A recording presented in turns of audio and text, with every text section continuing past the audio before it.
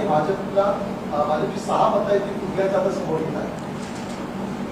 खरं तर भिवंडी महानगरपालिकेचे आत्ताच प्रशिक्षण शिबिर चालू होतं आणि निकाल जो आहे तो निकाल जो पाहिल्यानंतर लक्षात येत आहे 3-4 दिवस या सगळ्या विषयामध्ये बऱ्याच चर्चा सुरू होत्या आणि या चर्चेमधून कोणत्या दिशेला भिवंडी महानगरपालिकेच्या बाबतीमध्ये निर्णय प्रक्रियेमध्ये काय करता येत आहेत या संदर्भात तिथले असणारे सर्व पदाधिकारी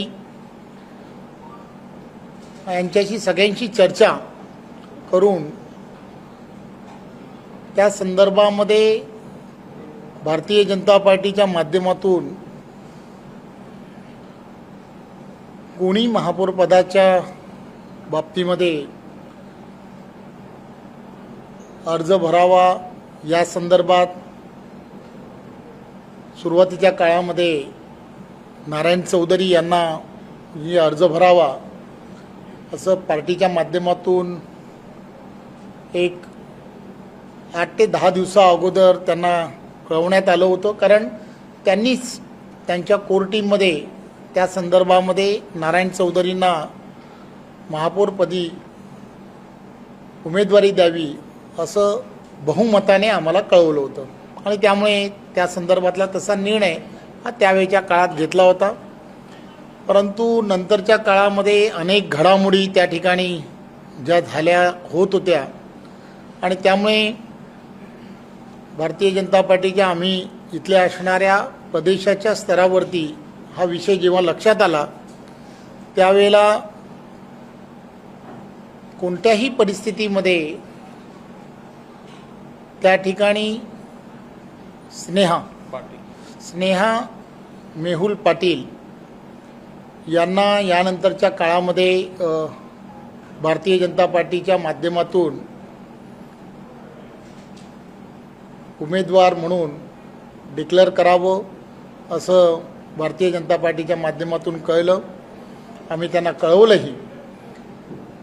काल पूर्ण संध्याकाळपासून आज सकाळपर्यंत आम्ही नारायण चौधरी असतील त्यांच्याबरोबर काही भारतीय जनता पार्टीचे नगरसेवक आहेत की जे कदाचित बंडखोरी करतील असं ज्यावेळेला लक्षात आलं त्यांना फार समजवण्याचा प्रयत्न केला की आपण असं करू नये, पार्टीच्या विरोधात केलं तर पार्टी तुमच्यावरती कारवाई करेल आणि असं आम्ही सांगत होतो. त्यांना समजवण्याचा अनेक जणही प्रयत्न करत होते, आम्हीही करत होतो. परंतु आता सकाळपर्यंत ते असं म्हणाले होते की हो आम्ही तसं करणार नाही, परंतु त्यांनी बंडखोरी केलेली आहे हे आता निकालाच्या अंती लक्षात येत आहे. त्यामुळे ज्यांनी पक्षाचा व्हीपच्या विरुद्ध काम केलं आहे किंवा मतदान केलं आहे पक्ष त्यांच्या विरुद्ध कारवाई करणार आहे असं आम्ही सर्वांनी मिळून ठरवलं आहे. असं कळतं की एकीकडे तुम्ही कारवाईचं बोलताय पण दुसरीकडे तुम्हीच त्यांना अभिनंदनाचा फोन केला होता अशी देखील एक माहिती समोर येते. शेवटी भाजपचाच एक नगरसेवक महापौर झालाय हे जर बघितलं खरं तर आता कोण काय म्हणेल यापेक्षाही आम्ही काल त्यांना फार समजवण्याचा या संदर्भामध्ये प्रयत्न केला. सकाळपर्यंत आम्ही त्यांच्याबरोबर समजवण्याचा अतिशय प्रयत्न करत होतो, परंतु त्यांची असणारी त्या ठिकाणची स्थानिक पातळीवरती ज्या त्या ठिकाणी घटना घडल्या होत्या त्या आपणा सर्वांना माहीत आहेत. त्या ठिकाणी असणारे